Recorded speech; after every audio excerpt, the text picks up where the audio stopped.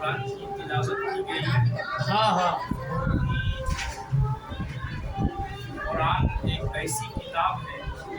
جو رحمت والی کتاب ہے، برکت والی کتاب ہے، فیض و برکات والی کتاب ہے، اس لیے کہ یہ قرآن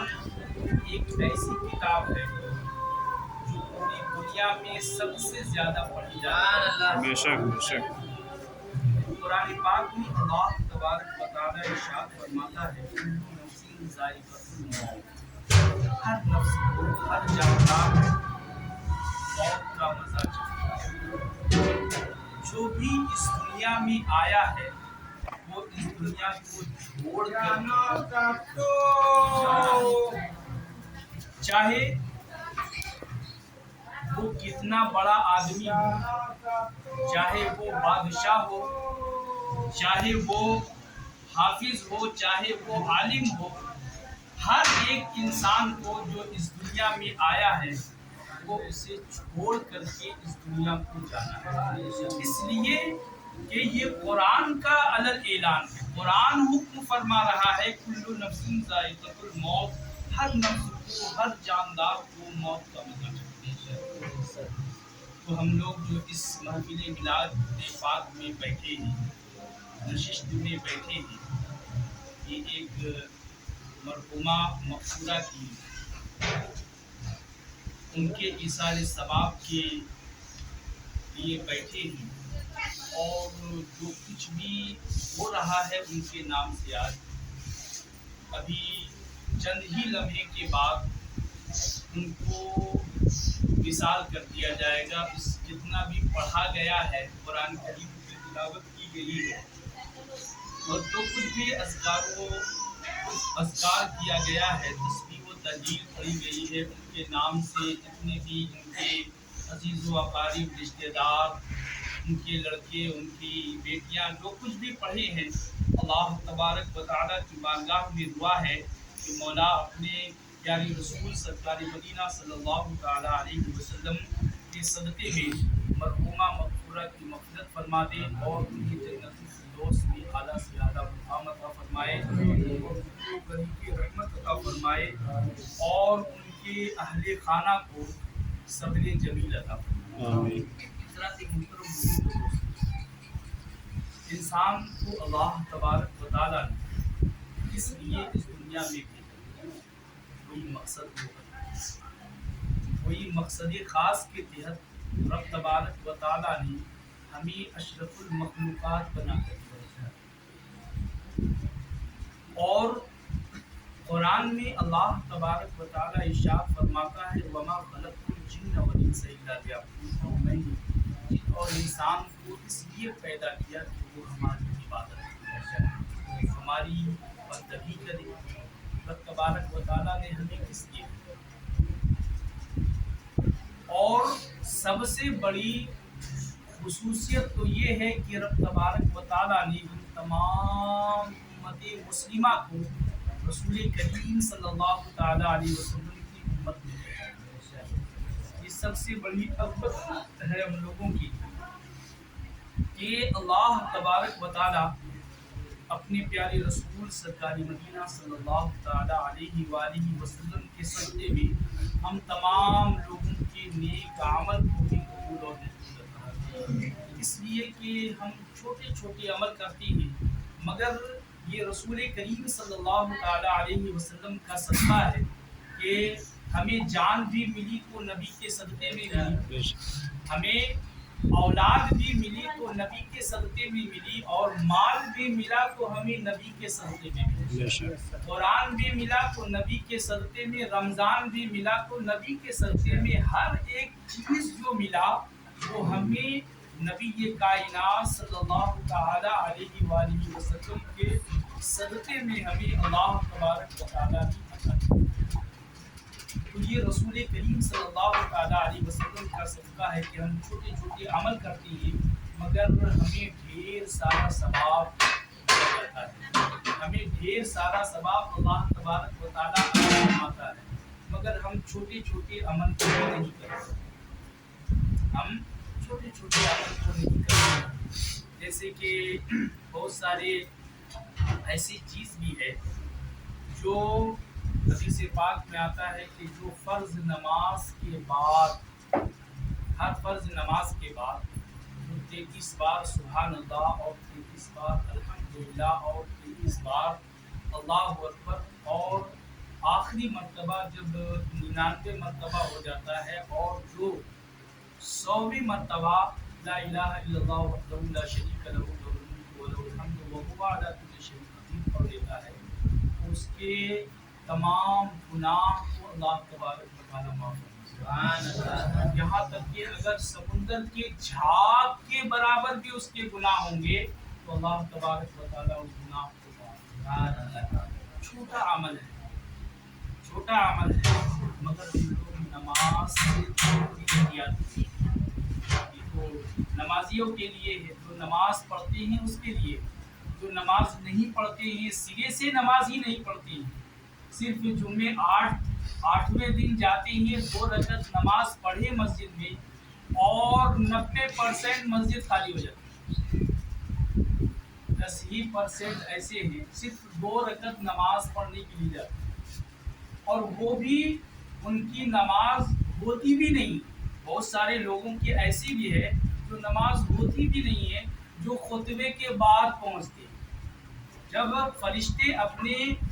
رجسٹر کو بند کر لیتے ہیں، جب فرشتے اپنے رجسٹروں کو بند کر کے خطبہ سننے لگتے ہیں، تب بہت سارے لوگ پہنچتے ہیں۔ ویسی نماز پڑھنے سے کیا فائدہ؟ کوئی فائدہ ہی نہیں۔ جب آپ رسول کریم صلی اللہ تعالیٰ علیہ وسلم کی سنتوں پر عمل نہیں کریں گے، جب آپ سنت ادا نہیں کریں گے، صرف فرض نماز ادا کریں گے، تو آپ کی نماز کیسی ہے؟ آپ کی نماز ہی نہیں ہے۔ صرف اللہ کو مانے اور اس کے رسول کریم صلی اللہ تعالیٰ علیہ وسلم کو نہیں مانے، تو کیا آپ کی کوئی بھی عبادت قبول کی جائے گی؟ کوئی بھی عبادت نہیں قبول ہوگی۔ آپ کی ساری عبادت اللہ تبارک و تعالیٰ کی بارگاہ میں قبول نہیں کی جائے گی، اسے رد کر دی جائے گی، اس لیے کہ جس کے دل میں حب رسول ہے اس کی ہر ایک عبادت کو جس کے دل میں رسول کریم صلی اللہ تعالیٰ علیہ وسلم کی محبت ہے، ان کی آل کی محبت ہے، ان کی اولاد کی محبت ہے، اہل بیت اطہار کی محبت ہے، اس کی ہر ایک چیز کو قبول کی جائے گی۔ جس کے اندر یہ سب نہیں پائی جائے گی، اس کی کوئی بھی عبادت قابل قبول نہیں ہے۔ اللہ تبارک و تعالیٰ کی بارگاہ میں دعا ہے کہ مولا اللہ تبارک و تعالیٰ اپنے پیارے رسول سرکار مدینہ صلی اللہ تعالیٰ علیہ وسلم کے صدقے میں مرحومہ مغفورہ کو جنت الفردوس میں اعلیٰ سے اعلیٰ مقام عطا فرمائے۔ محترم بزرگ دوستو، جب انسان اس دنیا سے چلا جاتا ہے، اس دنیا سے چلا جاتا ہے، تو ہم ان کے لیے، اس لیے کہ جب تک اس دنیا میں تھا تو وہ ہر ایک چیز کرنے کا حکم، جب تک ہم لوگ دنیا میں ہر ایک چیز کرنے کا حکم ہے، نماز بھی پڑھنے کا حکم ہے، روزے بھی رکھنے کا حکم ہے، خیرات بھی کرنے کا حکم ہے، اور حج بھی کرنے کا حکم ہے، ہر ایک نیک عمل کرنے کا حکم۔ جب تک اس دنیا میں ہے آپ، جیسے ہی اس دنیا سے چلے جاتے ہیں، رخصت ہو جاتے ہیں، مطلب انتقال ہو جاتا ہے، ان کے لیے سارا چیز بدل گیا۔ اب وہ نہ نماز پڑھ سکتا ہے،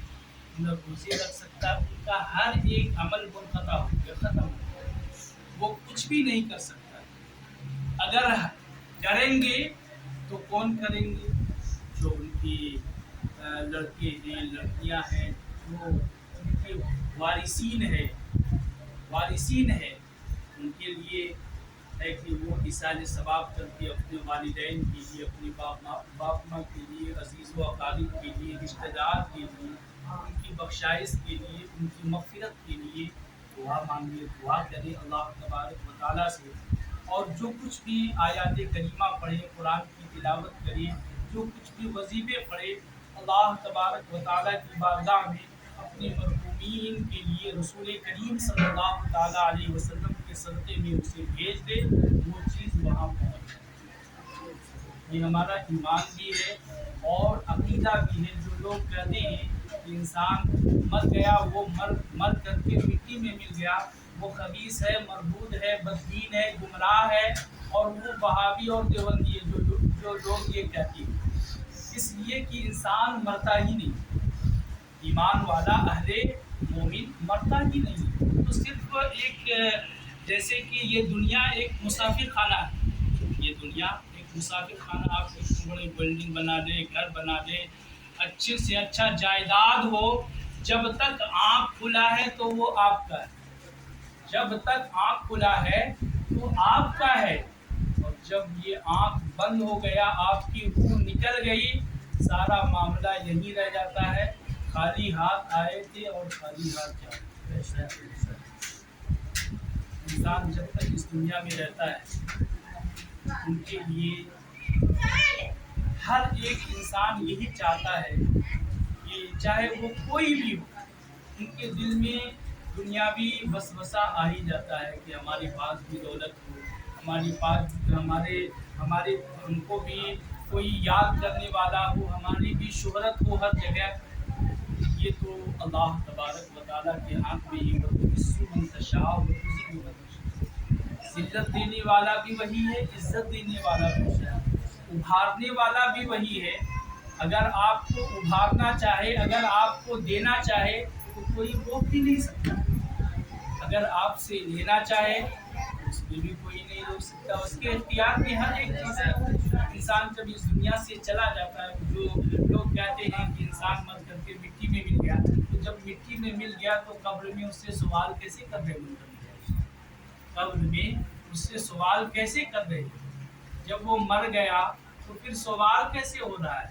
وہاں تو زندے سے، جیسے کہ ہم لوگ اس دنیا سے گئے، اب قبر کی منزل آ گئی، قبر کی منزل آ گئی تو وہاں فرشتے سوال کرتے ہیں، من رب کا، مالک کا، معبود کا، فقور نشانی حاضر، 3 سوال ہوتا ہے، 3 سوال کے اگر جواب جیسا آپ نیک عمل کر کے جائیں گے، ویسا ہی وہاں ہر ایک چیز کا عمل دیکھا جائے گا، ہر ایک چیز بولا جائے گا، جیسا آپ عمل کر کے جائیں گے ویسا ہی وہاں چلے گا، اگر آپ کچھ بھی نہیں کر کے جائیں گے تو وہاں آپ کو کچھ نہیں ہوگا۔ حضرات محترم بزرگ دوستوں، کہنے کا مطلب اور مقصد یہی ہوتا ہے کہ آج ہمارے مرحومین اس دنیا سے چلے گئے، ایک آپ کو دنیاوی چیز بتا رہا ہوں، جیسے کہ کسی کے والدین کا انتقال ہو گیا، تو اب گھر والے کیا کرتے ہیں؟ دیکھیے گھر والے کیا کرتے ہیں، جو وہ کپڑے پہ جس بستر پہ وہ سوتا تھا، بستر کسی غریب کو دے دو، ہٹاؤ جلدی سے ہٹاؤ۔ جو کوئی کپڑا پہنتا تھا، اگر وہ شخص کوئی کپڑا پہنتا تھا، جلدی سے ہٹاؤ، کسی غریب بیوہ کو لے کر کے جلدی سے ہٹاؤ۔ پتے کی بات تو یہ ہے کہ ہر ایک چیز، جو بستر ہو، جو کپڑا ہو، وہ دینے کے لیے تیار ہے، سمجھ گئے،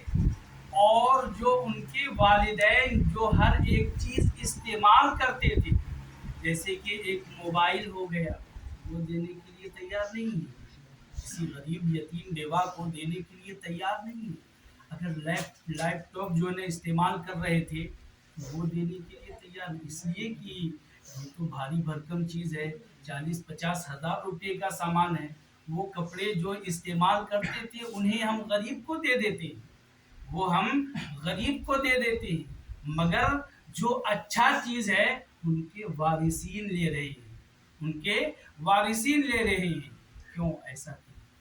اس لیے کہ وہ یہ سوچتے ہیں کہ یہ کپڑے اگر غریب کو دے دیں گے تو ان کا ثواب ملے گا، اگر موبائل دے دیں گے تو ثواب نہیں ملے گا۔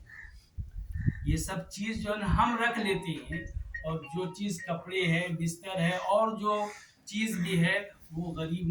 یتیم نادار کو دے دو، ثواب ملے گا۔ حضرات محترم بزرگ و دوستو، اس لیے کہ جیسے